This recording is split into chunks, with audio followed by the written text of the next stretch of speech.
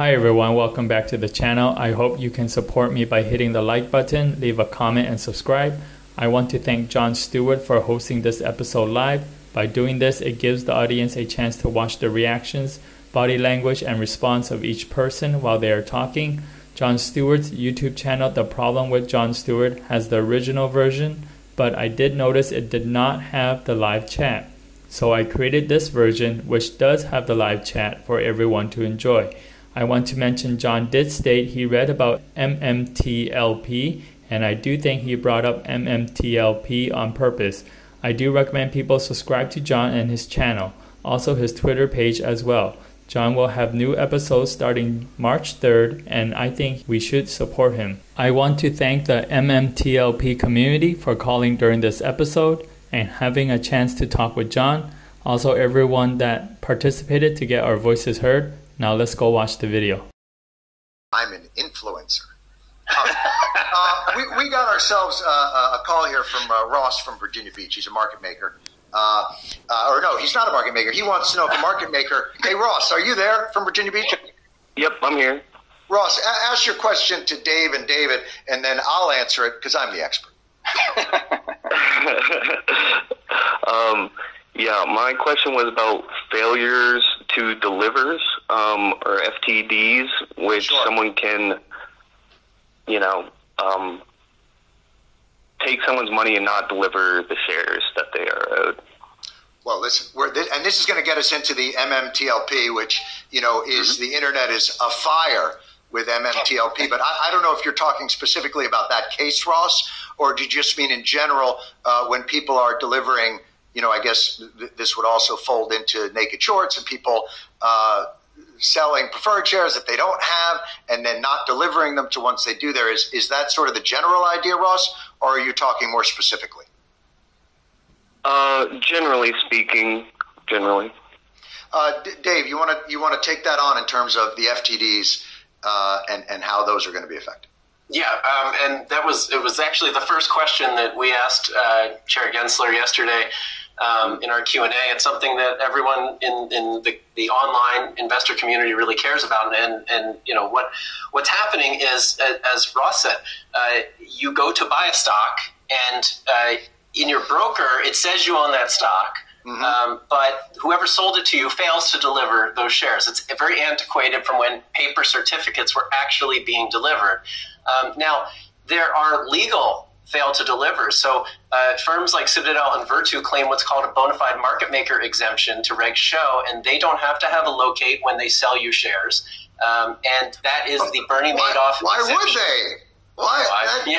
Why would you need to be able to locate the share you're selling people? Imagine, right? Yeah. It makes no sense. And there's a huge problem in this rule in that there are loopholes to it. So in theory, you have to eventually deliver. You have to get bought in if you don't deliver. But there are ways that these firms use to kick the can down the road through manipulation or loopholes. They use options contracts. They use other means to shift it. They use what's called X clearing. It gets complicated, but what it comes down to is they sell something that they don't own. Even Gary Gensler admitted it's, according to their statistics, it affects 1% of all stock transactions. I've seen other numbers that say 3 to 5%, and I've seen other numbers. Even 1% would be even 1% would be an too much. outrageous amount. Yes, I mean, that's a multi-trillion-dollar fraud. Right. It's really crazy, especially in a modern electronic marketplace. It doesn't make any sense anymore. And so, these are some of the reforms that we're pushing for. But I agree, FTDs are a huge problem, and it's a flaw in markets that if these firms can continuously fail and never deliver, you think you have these shares, you don't, and it also inflates the float of companies. So what it creates extra supply of shares to generate capital. I mean, they can generate a tremendous amount of capital, and maybe that gets us into without. And thank you so much, Ross, for checking in with us. I want to go out to Jimmy Ray from. I'm going to fuck this up. Mendocino, is that correct? California. Yeah. Jimmy Ray. Can anybody hear me? Oh, Jimmy, we can hear. Jimmy, your voice is coming through the dulcet tones, my friend. You sound like Johnny Cash coming out of Folsom. Sorry about that. I had to clear my throat. Please. Oh, man. So, Mr. Stewart, yes, Mendocino County, California. Yes, sir. The green emerald, the green triangle. The question that I have is, are you aware of a situation whereby a ticker that formerly traded under the symbol MMTLP recently went private? Yes, they flipped it. Now they trade under. It's basically the same company under a different name. It's like when they switched Darren's on Bewitched. Really the inverse of that. No.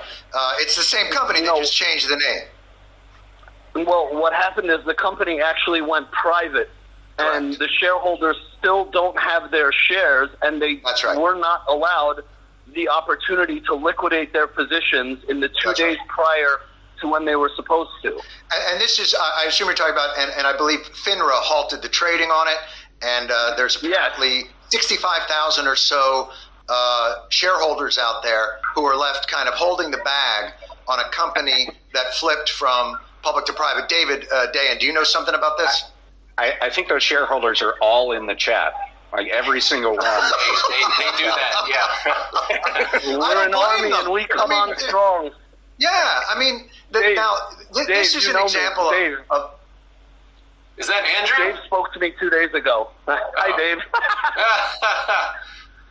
Beautiful. So, and we have a little thing, MMTLP is a crime scene. So listen, I've read about this case. It does seem awfully strange that a public company can decide to go private, get preferred share prices. Some of them, as you said, without the transparency of knowing if somebody really, if it was naked shorting or whatever it was. And suddenly now... That's exactly what we believe it was. And now there's a failure to deliver. And you've got a ton of people who grabbed something at, and I think it was maybe $12 a share at one point. And now it's just... Yes, sir, it was.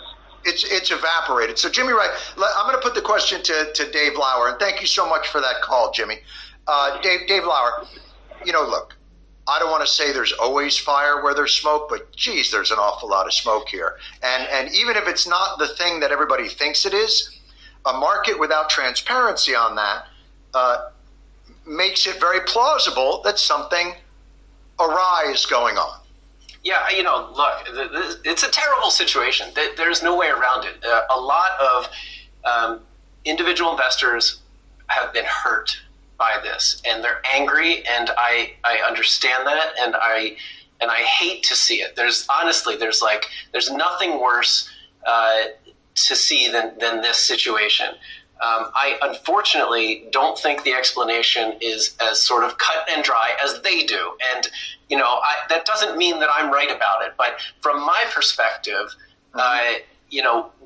what happened was that there is a mistaken understanding that they were going to have more days to trade this stock. And part of it is based on the complexity of these systems and the complexity of what are called corporate actions. And, anyone in the industry who would have seen the action that explained this going private transaction would have said, yes, trading is going to end on this day. But because the company was not clear about that, and online there was a lot of misinformation, people thought they were going to have 2 more days. Fine. FINRA stepped in and halted the stock because once it spun off the private company, the rights to that private company were no longer carried by that symbol, and that symbol ceased to have value.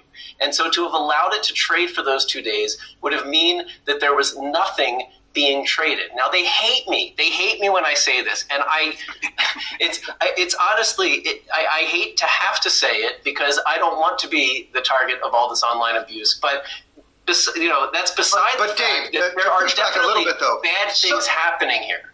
I understand, but and FINRA should be more transparent about what's going on. That's my point. FINRA was not transparent about it in any way, which is where a lot of these theories then end up flourishing. But beyond that, if there is a window that people thought was 2 days longer, somebody should be liable for that change. Absolutely. And that should be the investor. No, I honestly think that that there's a lot here that the issuer and the executives and the issuer should have done differently. And for some reason, they're not being held accountable. And the people are pointing the finger at FINRA. because they think FINRA changed some dates when that's not how any of this works. But then suddenly FINRA was subjected to lawsuits right off the bat when this went down. And so I think FINRA can't come out and talk about it because now they're in the midst of, this litigation.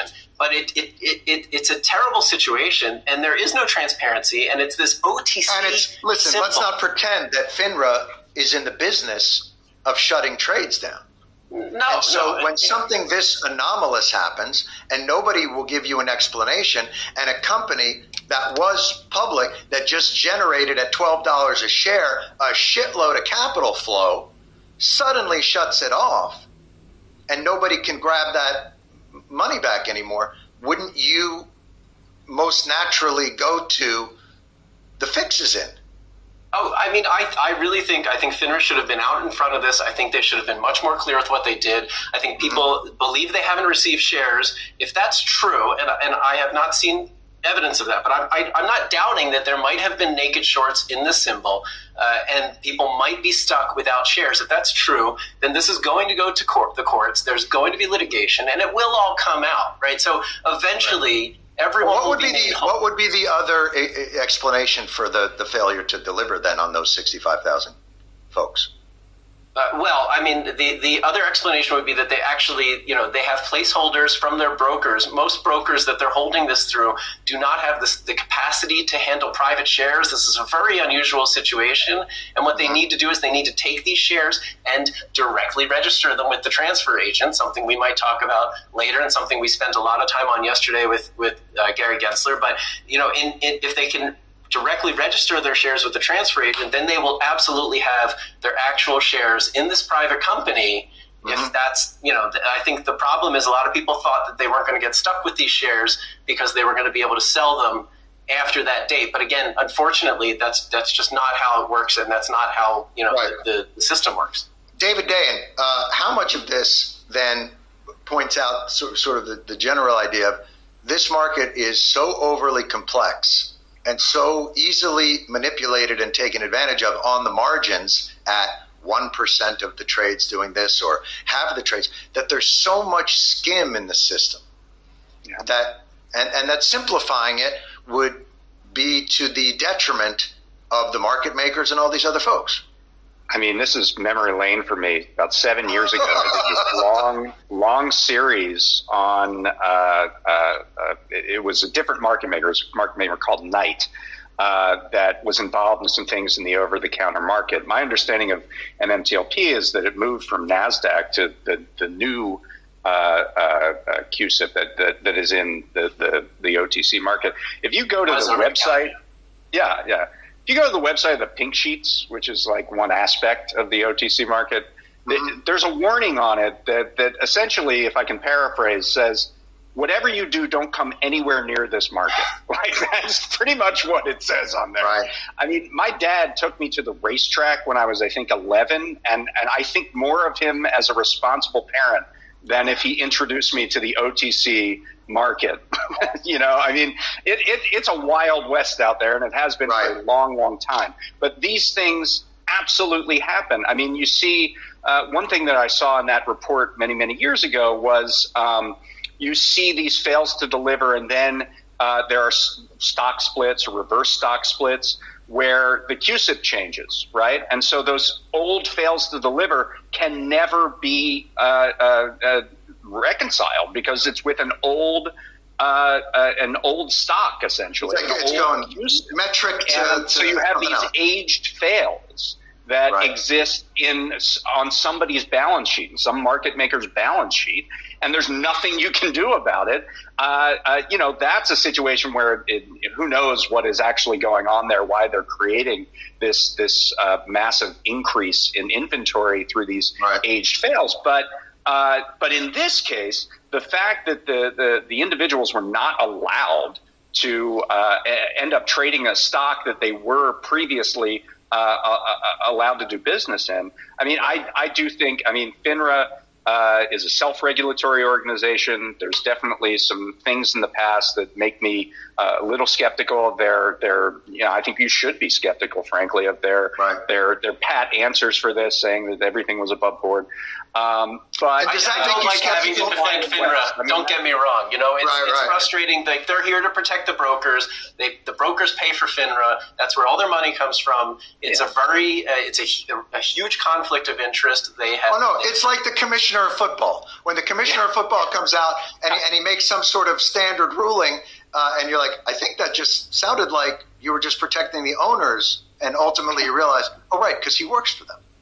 That's really boss, and that's FINRA's boss. Real quick, back to the new rules, for example, like one of the rule proposals is a best execution rule. And it's not different than FINRA's, but it's the SEC taking best ex over, because up until now, it's been FINRA's responsibility to police best ex. And as FINRA told me, that trying to enforce best ex is like trying to nail Jell-O to a wall. They haven't brought best ex cases. They haven't enforced it because it's a very conflicted system where you have none of these people will be fiduciaries. They refuse to be fiduciaries anyway. So, you know, what's the fucking point at some point? But then, David, does that make you skeptical when the SEC says they want to start regulating on crypto, and you've got, you know, talk about the Wild West. I mean, there's all kinds of action going on in there, and an increasing complexity, like we saw with FTX, that shows, boy, we're really on fragile ground when it comes to this type of thing. What's your feeling on the SEC making moves into the world of crypto?